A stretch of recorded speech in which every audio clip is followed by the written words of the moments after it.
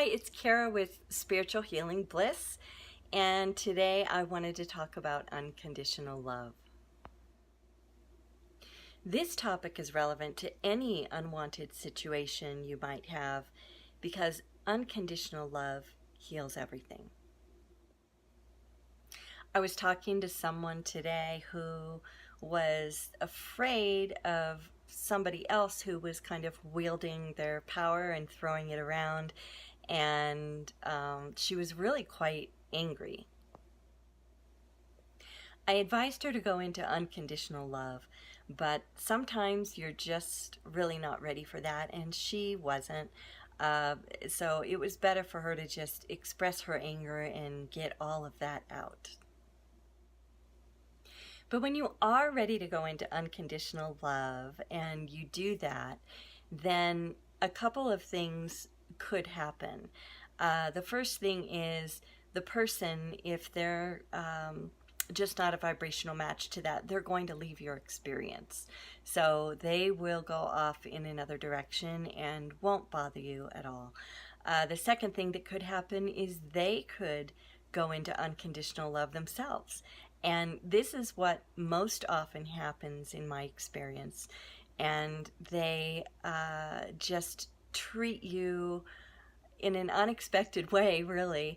That you might find them throwing their arms around you or praising you or buddying up to you or just doing any number of wonderful things, and then giving you what you wanted all along. And it seems like they are in such a mode of giving and affection and adoration of you that they just keep giving and giving and giving, and you no longer have a problem. So how do you get there? How do you shift into unconditional love? Well, an easy way that I use is I like to visualize the person. I like to visualize their inner being. I like to visualize their core star. I like to visualize the true them, beaming with light, from head to toe, and just iridescent light, completely love-filled and smiling. But you don't have to look at their inner being. You can also just look at the person that they are.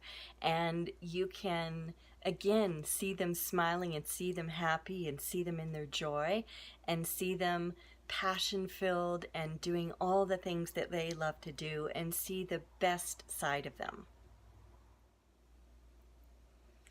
If you can't see those positive aspects of them, and if we're angry enough, then we might not be able to. We're not that close to it.